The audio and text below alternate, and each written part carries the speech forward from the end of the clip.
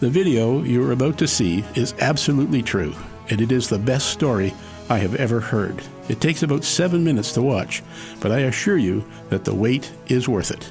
Enjoy. Don Curtis.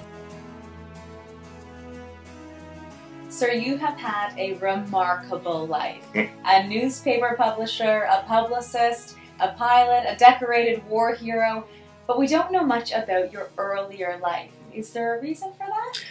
Well, I think because my early life wasn't a particularly happy one. My father was a drunken, abusive brute, and so at 13, I packed up what few belongings I had and left home. I never saw either of my parents ever again.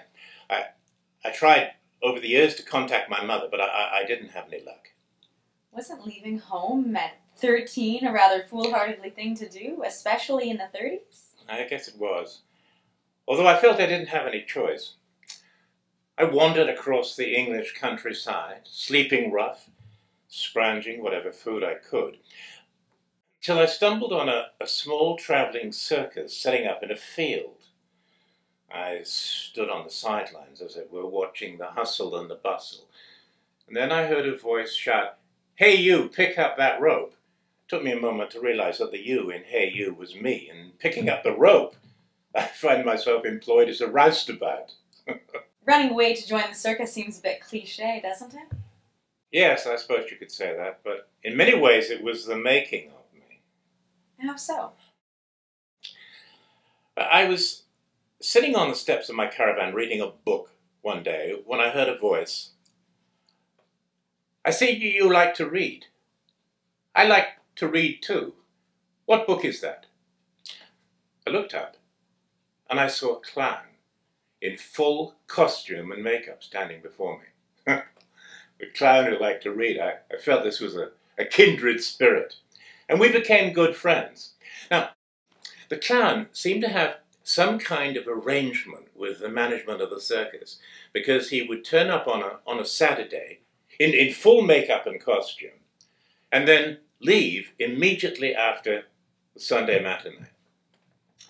Between performances, we would sit and discuss whatever book I was reading.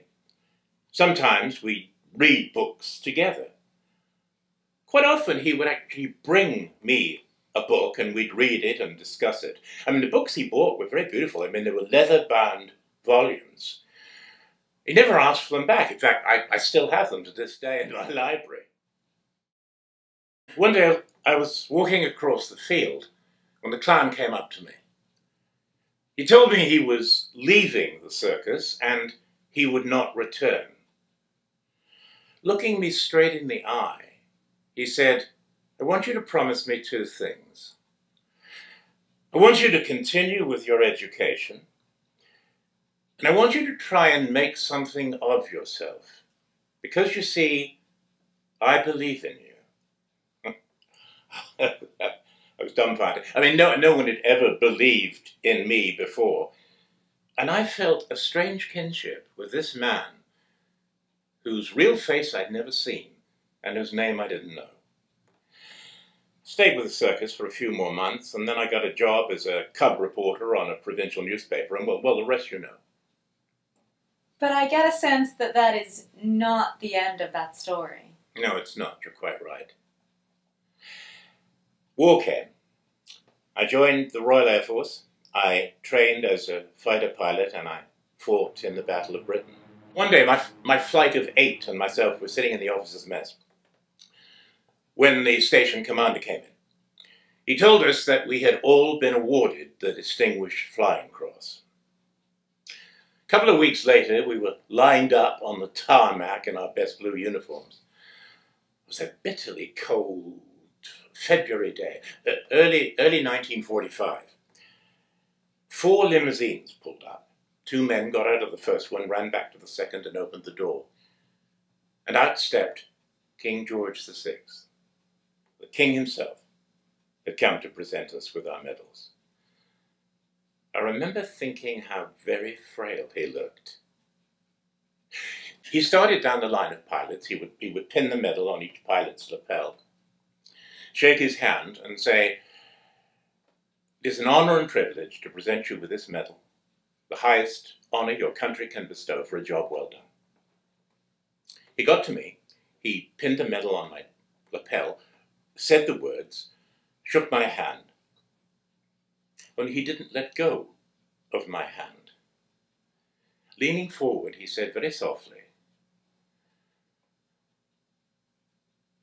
"Aren't you going to say hello to your old friend?" I looked up into the eyes of the clown.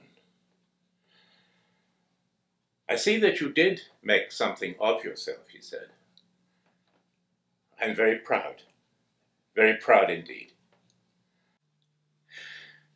I haven't told that story to anyone in over 60 years. I think it's about time, don't you? Just remarkable. I'm speechless. Yeah, but I have a letter here. I think you'll find it interesting.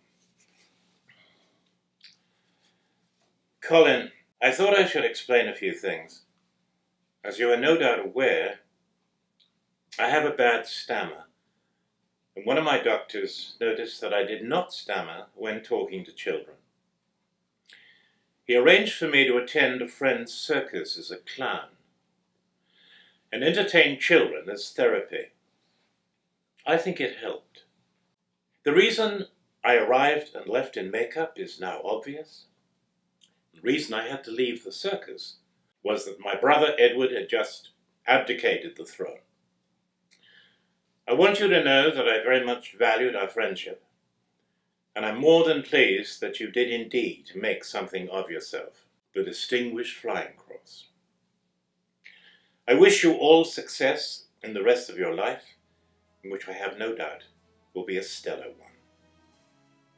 If you ever need anything that I can assist you with, I would welcome that call. After all, that's what old friends are for. Best regards. And it's signed King George VI. What an amazing story.